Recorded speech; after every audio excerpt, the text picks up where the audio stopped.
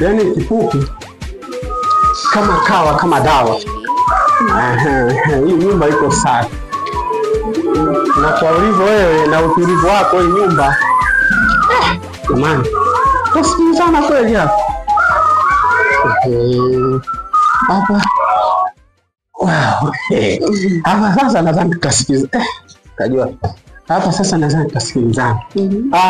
Kifupi nadhani umekiona chumba na nyumba ilivyo tulivu kwa ujumla. Kwa kweli chumba ni kizuri sana. Yaani nimekipenda mno. Mimi nafurahi sana kusikia kwamba unapenda huduma yangu. Sasa unaingia lini? Nini? Kuingia. Leo ni chochote kutamwona so wangu. Sasa. Na kweli. Sasa hapa fanya kitu kimoja. Andika namba ya simu hapa ili tusipate shida kutafutana baadaye. Dalali umeanza tena. Tutafutana tena? Kwa lipi? Jamani. Si tumekubaliana vizuri tu kwamba bana wewe kwa kuwa na hela miezi 5, basi yoyote mpe mwenye nyumba, mimi ya kwangu usinipe. Mimi nitakuja hapa, nitalala, tutamalizana kiutuzima, walau siku kadhaa nije nilale hapa.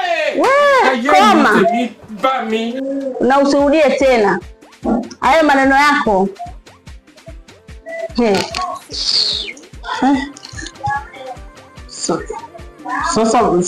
Sasa kwa hiyo unanikazia au sio? Sasa sikiliza. Hapa kama unanikazia chumba kipangishwe. Baba, umekula kwako. Hati ninayo. Utajua na wewe na mwenye nyumba. Ukitaka kama hela yako mpate mwenye nyumba. Mimi hanihusu. Kumbe ndo tabia zenu madalali mlivyo You don't know. Bana sikiliza, acha. Unajua mimi napigwa na jua kali, napigwa na mvua kwa ajili ya kutafutia familia yangu ili iwe nakula. Dada, hebu acha utapeli bana, nije hela yangu watoto wakale. Sasa kazi kutafuta la kula familia yako inahusiana nini kuja kulala hapa? Na wewe inahusiana nini? Mimi na wewe tumesema tutafutana chumba. Udalali wako ushaumaliza. Mimi kama ndio mwenye nyumba. Hela yako udalali sio mimi. Ni mama mwenye nyumba. Upo nyonye?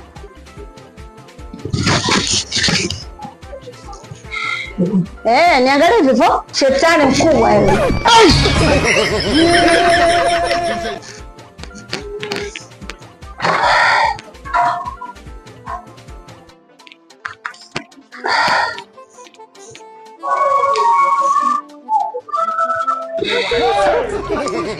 Sasa hapa sijaambulia hata kitu.